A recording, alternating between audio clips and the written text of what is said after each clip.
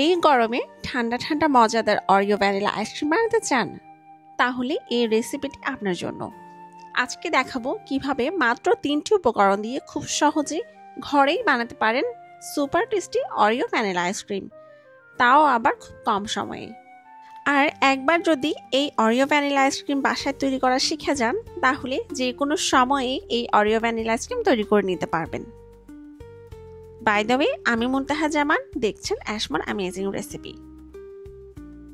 Ice cream তৈরির জন্য আমি প্রথমেই নিয়ে নিয়েছি হুইপ ক্রিম। এখানে আমি 250 গ্রাম হুইপ ক্রিম নিয়েছি। আপনারা আপনাদের পছন্দ মতো যে কোনো ব্র্যান্ডের হুইপ ক্রিম দিয়ে এই আইসক্রিম তৈরি করতে পারেন। একটি বিটারের সাহায্যে হুইপ ক্রিম ভালো মতো বিট করে নিব। প্রায় 2-1 মিনিটের মতো হুইপ ক্রিম বিট করতে থাকলেই ক্রিম স্টিফ হওয়া শুরু হবে। কিছুক্ষণ বিট করার পর ঠিক এইরকম একটি থিক কনসিস্টেন্সি চলে আসবে।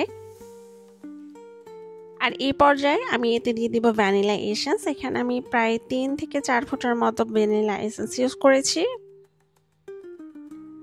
সাথে ইউজ করেছি আমি কনডেন্সড মিল্ক। আমি এখানে প্রায় 50 গ্রামের মতো কনডেন্সড মিল্ক ইউজ করেছি। এই পর্যায়ে আবারও ভালো মতো বিট করে নিচ্ছি যেন সব ইনগ্রেডিয়েন্ট ভালো মতো মিক্সড হতে পারে।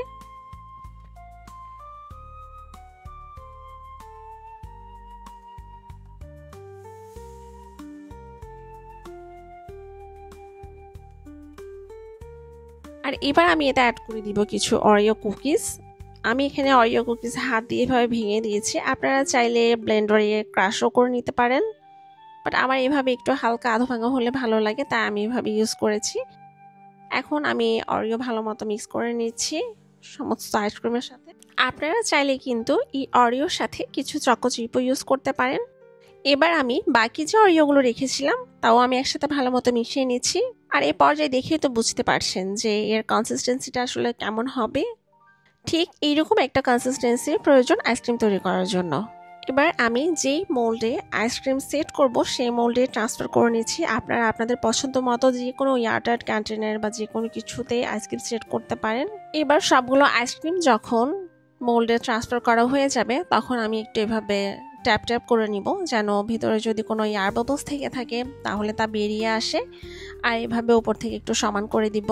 আপনারা কিন্তু যে কোনো সময় এই অরিও ভ্যানিলা আইসক্রিম তৈরি করতে পারেন। আর মেহমানদারিতে কিন্তু এই আইসক্রিমটা খুবই ভালো লাগবে ডেজার্ট হিসেবে। এখন আমি উপর থেকে কিছু অরিও পিসেস দিয়ে ডেকোরেশন করেছি। আপনারা আপনাদের পছন্দ মতো যে কোনো কিছু দিয়ে ডেকোরেশন করতে পারেন। চাইলে অরিওর সাথে কিছু নাটসও ইউজ করতে পারেন, আর সাথে কিছু চকো চিপও ইউজ করতে পারেন।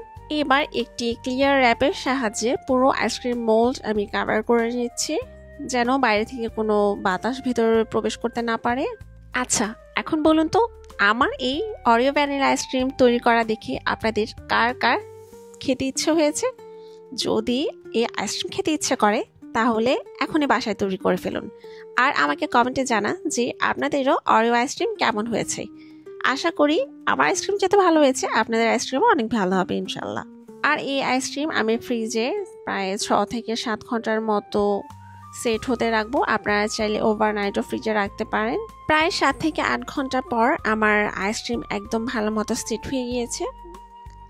আমি স্কুপ করে দেখাচ্ছি আমার আইসক্রিম কেমন হলো। দেখতে দারুণ হয়েছে, আর টেস্টের কথা তা তো এক কথায় অসাধারণ। আশা করি এই অরিও ভ্যানিলা আইসক্রিম আপনারা বাসায় অবশ্যই তৈরি করবেন। আর আপনাদের আইসক্রিম কেমন হলো তা আমাকে অবশ্যই কমেন্টে জানাবেন।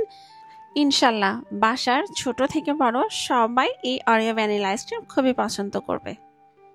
আমার চ্যানেলে আরও একটি আইসক্রিমের রেসিপি দেওয়া আছে, তা হলো পাকা আম দিয়ে ম্যাঙ্গো আইসক্রিম। আশা করি আমার ম্যাঙ্গো আইসক্রিমের রেসিপিটিও আপনাদের ভালো লাগবে।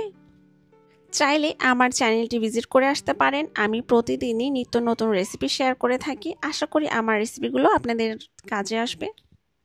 তো আজকের মতো বিদায় নিচ্ছি। আশা করি ভালো থাকবেন, সুস্থ থাকবেন, পরিবারের সাথেই থাকবেন। আল্লাহ হাফিজ, আসসালামু আলাইকুম।